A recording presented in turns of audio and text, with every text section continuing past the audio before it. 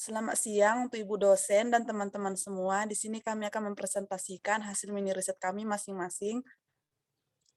Dengan saya sendiri, Febrianti Sibagariang telah melakukan presentasi pada tanggal 4 November 2021 dan rekan saya yang lain. Saya, Yanita Sitopo, telah melakukan presentasi di tanggal 28 Oktober 2021. Baiklah, selanjutnya akan dilanjutkan oleh rekan yang lain, yaitu Irma Yanisa Putri untuk mempresentasikan hasil mini risetnya. Kepada Saudari Irma Yani dipersilahkan.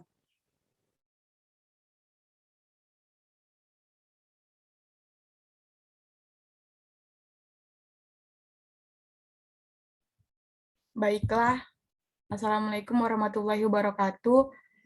Selamat pagi semuanya. Di sini saya akan mempresentasikan hasil mini riset saya yang berjudul Permainan Tradisional Balap atau Lari Tempurung di Desa Ujung Padang, Kabupaten Simalungun.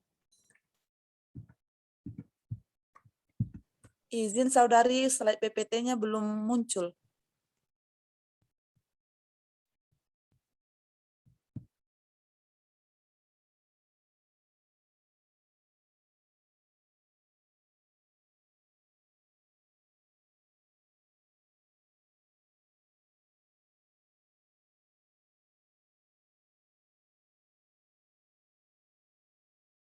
Bagaimana Saudari, apakah slide PPT-nya sudah terlihat?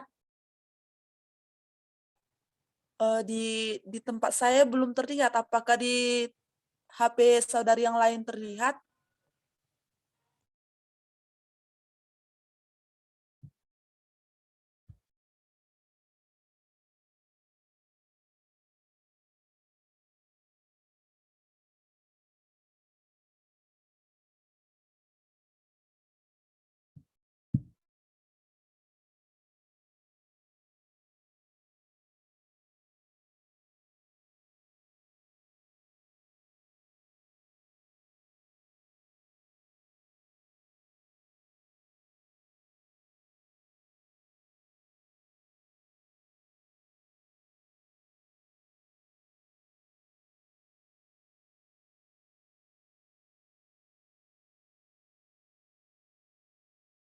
Baik, Saudari, sudah terlihat slide PPT-nya.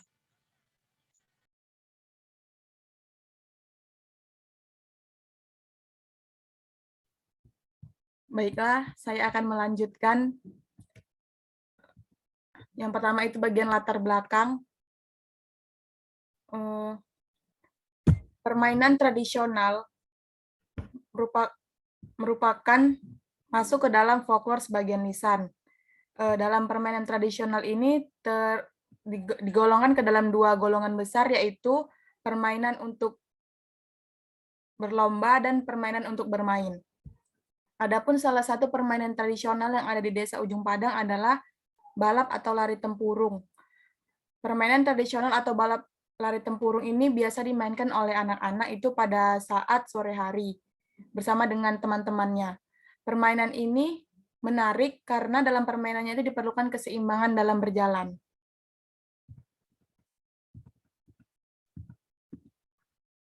Selanjutnya pada bagian hasil dan pembahasan. Pada gambaran umum, penelitian ini dilakukan di Desa Ujung Padang yang ada di Kecamatan Ujung Padang dan Kabupaten Simalungun. Selanjutnya, sebelum saya menjelaskan cara bermain dan manfaatnya, saya akan menjelaskan pengertian dari permainan tradisional balap tempurung ini. Menurut Hikmah pada tahun 2011, balap tempurung atau egrang batok itu adalah sebuah permainan yang menggunakan tempurung, kelapa yang dijadikan sebagai pijakan, lalu diberi tali, pengait untuk mengangkat kaki yang dipijakan tadi. Permainan tradisional atau balap lari ini adalah sebuah permainan yang biasa dilakukan oleh anak-anak dengan menggunakan tempurung yang sudah dibelah dua. Jadi batok yang digunakan di sini itu adalah batok yang sudah dibersihkan atau sudah tidak ada lagi kelapanya gitu. Adapun cara bermain yaitu yang pertama dimainkan di lapangan yang luas. Yang kedua, sebelum melakukan permainan itu para pemain membuat garis start dan garis finish. Biasanya mereka menggunakan seperti dari tali plastik. Lalu mereka itu memijakkan kaki mereka di atas tempurung yang sudah dibelah dua tadi. Lalu pemain itu memegang tali yang telah tersambung dari kedua batok kelapa tersebut. Jika sudah seimbang, maka bisa dilanjutkan. Adapun cara pembuatannya itu cukup mudah. Yang pertama itu, perlulah kita menyiapkan tempurung atau batok kelapa yang sudah terbelah dua dan dibersihkan, baik dalamnya maupun luarnya. Lalu diberikan tali untuk menyambung antara batok yang sebelah dengan yang sebelahnya lagi. Lalu itu pada bagian batok itu diberi lubang untuk dimasukkan bisa tali plastik atau tali-tali lainnya. Setelah dimasukkan, lalu ia akan dikait menggunakan paku. Sehingga tali tadi itu dapat diangkat sekaligus dengan batoknya dan tidak terlepas. Setelah selesai, maka sudah bisa digunakan. Pada bagian manfaat itu, pada dasarnya manfaat permainan ini itu hanya untuk kesenangan semata. Namun, permainan ini juga digunakan untuk melatih keseimbangan dan kekuatan otot pada anak, serta melatih kesinkronasian antara gerak tubuh. Jadi, gerak antara kaki dan tangan itu harus seimbang, sehingga permainan ini dapat dijalankan atau dapat dimainkan. Lalu, tak hanya itu, permainan balap tempurung ini juga dapat dijadikan sebagai solusi media pembelajaran untuk meningkatkan keterampilan motorik kasar siswa, yang mana motorik siswa adalah sebuah gerakan tubuh yang menggunakan otot-otot besar dan sebagian atau seluruh anggota tubuh yang dipergunakan oleh kematangan anak itu sendiri. Jadi, dalam permainan balap atau lari tempurung ini itu ada nilai budaya yang terkandung dalamnya, yang mana dalam permainan balap atau lari tempurung ini terdapat kerja keras, keuletan, dan sportivitas. Di mana seorang anak dalam bermain ini tuh mempunyai usaha maksimal untuk dapat ke garis finish tadi dengan maksimal dan harus melebihi kawannya biar dia bisa menang gitu. Lalu karena keuletan dan kegiat-giatannya itulah yang membuat ia sampai ke garis finish tersebut.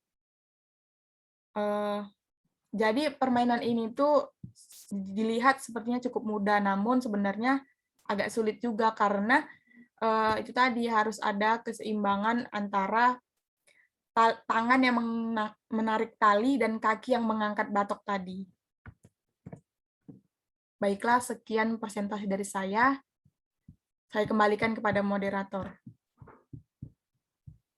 Baik, terima kasih kepada Saudari Irmayani yang telah melakukan presentasi mengenai mini riset di Desa Irmayani, di mana kesimpulan yang kita dapatkan itu adanya permainan tradisional, yaitu balap atau lari tempurung. Nah, Saudari telah menjelaskan cara bermain dan manfaat dalam permainan balap tempurung tersebut. Terima kasih. Selanjutnya akan kita lanjutkan dengan presentasi Saudara Saud. Kepada Saudara Saud dipersilahkan.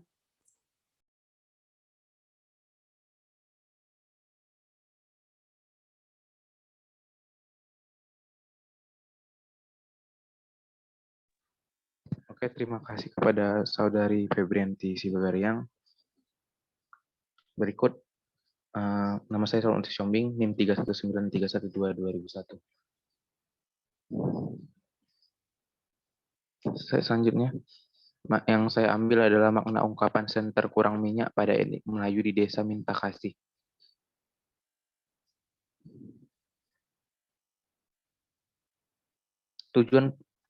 Tujuan pelaksanaan riset untuk mengumpulkan asal-usul adanya ungkapan senter kurang minyak yang ada di pada etnik Melayu di Desa Minta Kasih. Dan kedua, membongkar makna positif maupun negatif yang terkandung di dalam ungkapan senter kurang minyak yang ada pada etnik Melayu di Desa Minta Kasih. Ketiga, untuk membongkar nilai-nilai apa saja yang terkandung di dalam ungkapan senter kurang minyak pada etnik Melayu di Desa Minta Kasih. Asal-usul ungkapan senter kurang minyak pada etnik Melayu di Desa Minta Kasih Adapun ungkapan senter kurang minyak yang sering digunakan pada masyarakat etnik Melayu di desa Mintakasi memiliki latar belakang atau asal-usul yang menyebabkan ungkapan tersebut ada di dalam masyarakat, di mana ungkapan senter kurang minyak pada etnik Melayu di desa Mintakasi ini ada sejak datangnya orang kampung atau etnik Melayu yang menjadi mayoritas di desa Mintakasi, di mana desa Mintakasi ini merupakan desa yang terdiri dari beberapa etnik, akan tetapi lebih didominasi oleh masyarakat yang beretnik Melayu. Ungkapan ini merupakan ungkapan sindiran yang digunakan masyarakat etnik lainnya terhadap masyarakat etnik Melayu. Etnik lainnya yang terdapat di wilayah desa Mintakasi ini memberikan ungkapan tersebut sebab masyarakat etnik Melayu memiliki sifat yang susah berbagi dan barang yang dipunya juga sulit untuk dipinjam. Nur Subaidah 2019. Etnik Melayu dikenal dengan tuturan yang halus dan santun, yang mana bentuk dan tuturan ini muncul dari sifat orang Melayu yang tidak suka bertemu terang. Oleh sebab itu, muncullah bentuk ungkapan halus yang digunakan sebagai sindiran. Slide selanjutnya. Makna dari ungkapan senter kurang minyak pada etnik Melayu di desa Mintakasi.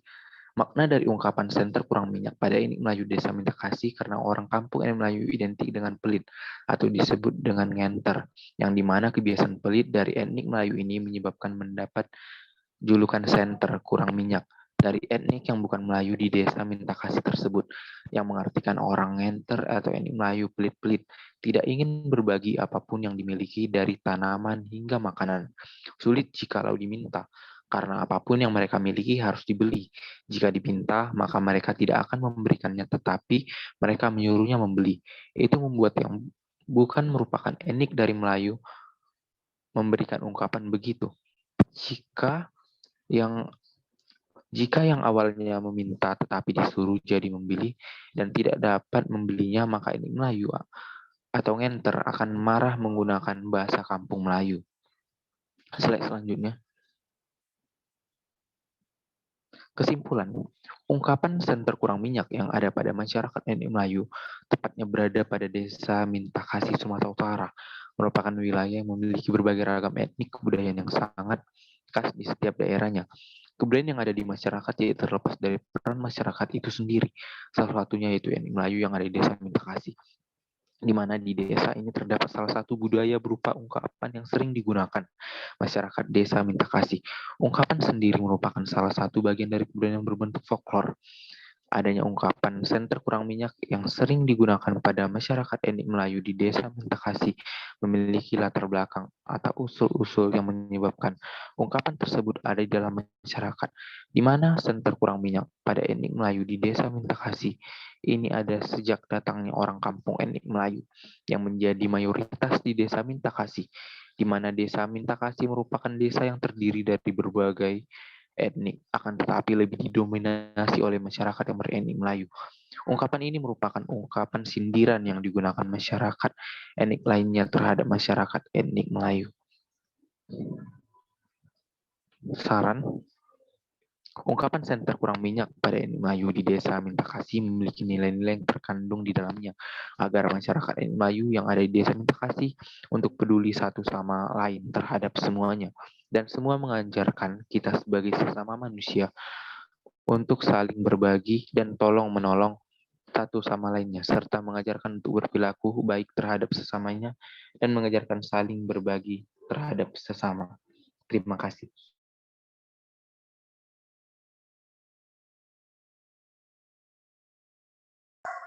Baik, terima kasih kepada Saudara Saud yang telah mempresentasikan hasil mini riset, di mana kesimpulan yang kita dapatkan yaitu adanya makna dari ungkapan senter kurang minyak pada etnik Melayu di desa Mintakasi yang dilatar belakangi dengan adanya identik yang pelit atau disebut dengan nganter. Terima kasih kepada Saudara Saud. Selanjutnya kita akan mendengarkan presentasi dari Saudari Sonia. Kepada Saudari Sonia dipersilahkan.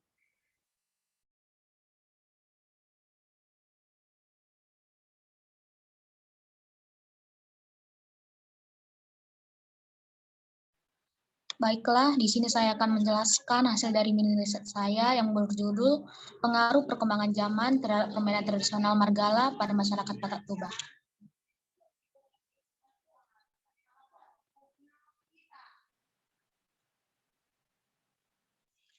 pertama ada latar belakang. Permainan tradisional juga memiliki nilai-nilai dan juga permainan tradisional itu sendiri memiliki manfaat yang begitu besar, seperti kerjasama sebuah tim. Contoh dari permainan tradisional ini adalah Margala, di mana permainan Margala ini dapat membangun jiwa kerjasama di dalam kelompoknya. Namun, permainan gala ini sudah sangat jarang ditemukan, khususnya pada anak-anak di Desa Lumenlobu, Kecamatan Bonatua, Kabupaten Toba, di mana permainan tradisional ini sudah digantikan dengan permainan internet yang dapat membangun jiwa-jiwa individualis terhadap anak-anak.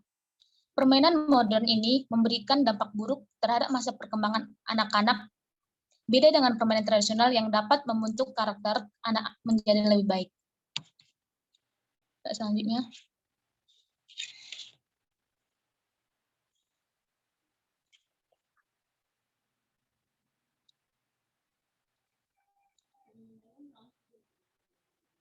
Pembahasan.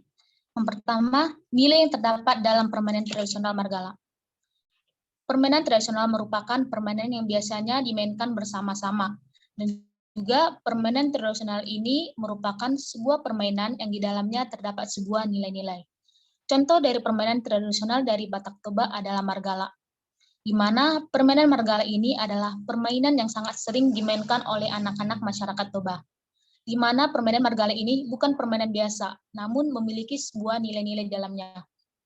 Adapun nilai-nilai yang terdapat pada permainan tradisional Margala adalah yang pertama, nilai solidaritas. Karena di dalam permainan Margala pasti merebutkan siapa pemenangnya, sehingga setiap kelompok itu harus memiliki jiwa solidaritas yang tinggi sesama kelompok. Yang kedua, nilai sportif.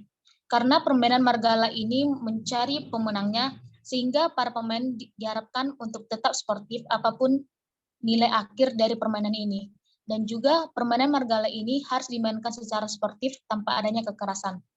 Yang ketiga, nilai kerjasama. Dengan permainan Margala ini dapat membentuk nilai kerjasama yang baik antar individunya. Yang keempat, nilai keluargaan. Sehingga setiap bermain permainan Margala ini dapat menumbuhkan nilai-nilai yang baik bagi para pemainnya. Selanjutnya.